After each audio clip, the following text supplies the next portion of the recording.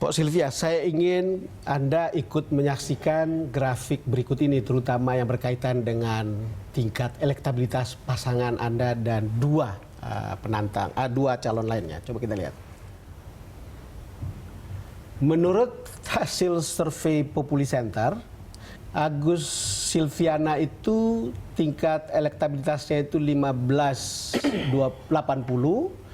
lalu kemudian Anies Sandiaga Uno 23,50 dan Ahok Jarot 45,50%. Kemudian ada hasil survei Polmark tentang elektabilitas pasangan Anda itu adalah 16,70, lalu kemudian Anies itu 23,20 dan Ahok Jarot 31,90. Kemudian lingkaran survei Indonesia ini yang punyanya Denny JA pada tanggal 28 September sampai 2 Oktober itu Ahok Jarot 31,40, lalu kemudian Anies Sandiaga Uno 21,10 dan Agus Silviana 19,30. Ini yang kemudian memperlihatkan bagaimana baru muncul dalam seminggu, lalu kemudian angkanya seperti ini. Tapi kan selalu ada pertanyaan, Anda di nomor 3 dari semua ini. Bagaimana Anda bisa membuat elektabilitas itu naik? Apa yang Anda dibuat? Memang saya anak nomor 3. Oh, anak nomor 3. Saya anak nomor 3. Mas Agus anak nomor pertama kan? Iya. Artinya kalau saya dalam posisi ketiga, ini anugerah betul buat kami berdua. Kenapa saya nomor 3 dari 3 calon ya? Kenapa Anda bilang anugerah? Anugerahnya nomor saya lihat bukan? Dari kualitas angkanya. Oh, kualitas angkanya, ya. 19,30 LSI itu pada tanggal 28 September.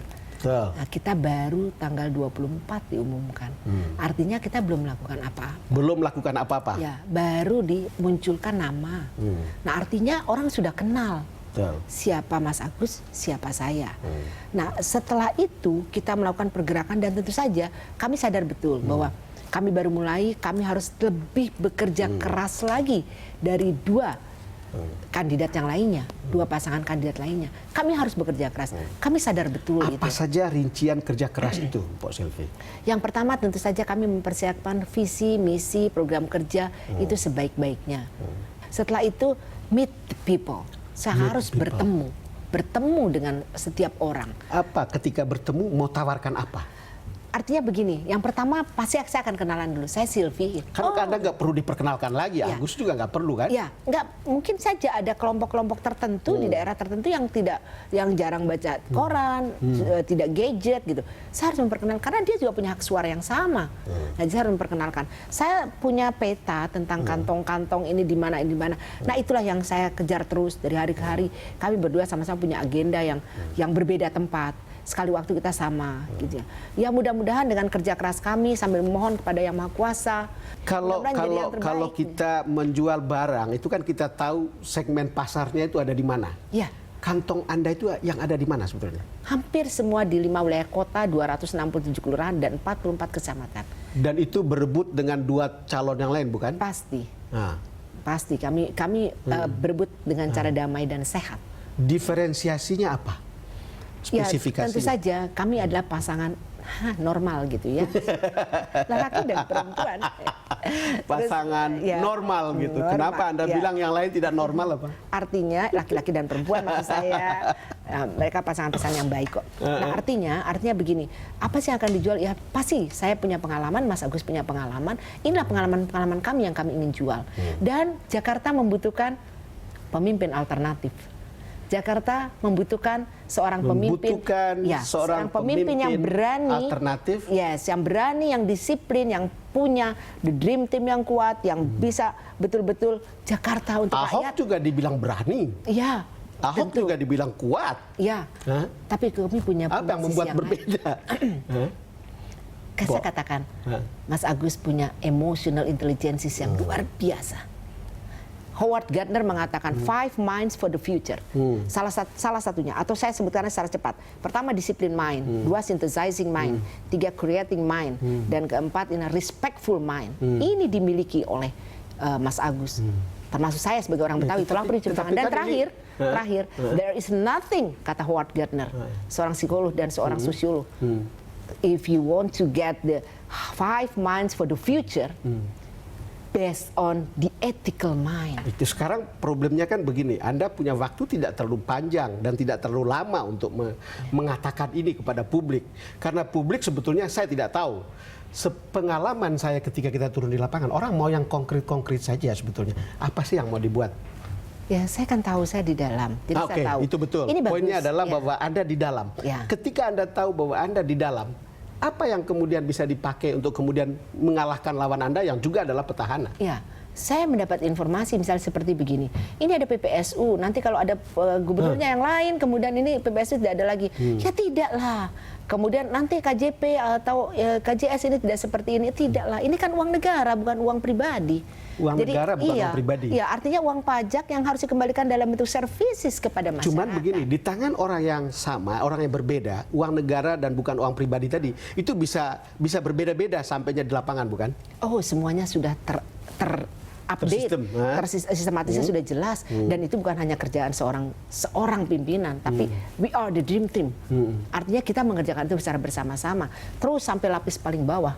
Nah, artinya kalau di sini kita juga menjaga, dan apalagi ini sudah betul-betul digitalize, sudah template, sudah apa, ya kami tidak mungkin merubah seenaknya. Tapi kami meyakinkan pada mereka bahwa uang rakyat akan dikembalikan kepada rakyat. Bukan hanya pada sekelompok orang-orang kecil.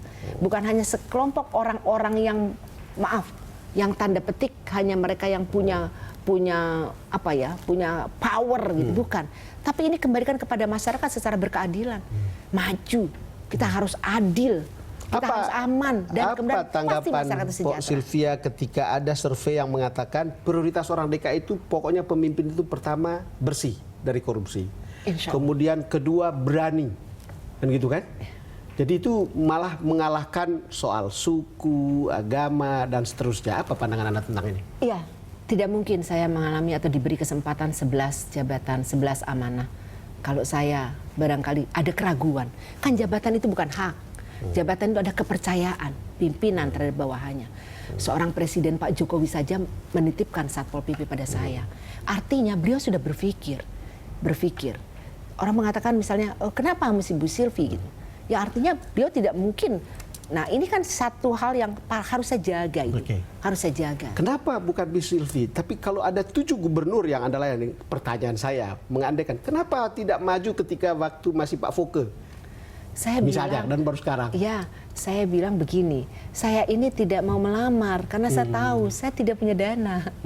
Ya, jadi saya sadar betul kalau orang melamar saya dilamar, artinya mereka siap bahwa saya tahu betul kredibilitasnya Bu Sylvie, saya tahu betul sejarah Bu Sylvie, dan dia pas untuk mendampingi saya. Dia sudah tahu risikonya juga mengambil saya, keuntungannya gitu. Dan kami berdua selalu introspeksi bahwa kita punya SWOT. Apa sih kekuatan kita? Apa sih kekuatannya Mas Agus? Apa sih kekuatan? Termasuk SWOT-nya lawan gitu, atau kompetitor kita. Sylvie, statement Anda itu betul-betul tipikal Pak SBY. Jadi kemudian kalau lihat itu semua sistematis, semua lihat problemnya, the whole picture, lalu kemudian mengatakan ini, itu betul-betul tipe Pak SBY. Kan saya sekolah. Saya sekolah kata suami saya mengingatkan saya pada 2 hal. Suami saya seorang yang luar biasa. 2 hal yang diingati sama suami saya. 1, bekerjalah secara profesional, jangan pikirin uang, karena uang itu adalah tugasnya kepala rumah tangga, kata beliau. Yang kedua, sekolah sampai tamat, artinya ketika kita mendapat jabatan itu, memang kamu sesuai dengan pendidikanmu dan kredibilitasmu. Nah artinya saya pegang betul. Soal saya sama dengan Pak SBY, ya saya bersyukur karena beliau seorang presiden dengan 2 periode. Kalau soal ada kesamaan ya mungkin chemistry-nya saja yang sudah. Kita break lagi. Pemirsa, kami akan segera kembali. Berkali-kali interview Pak Jokowi ketika jadi gubernur juga.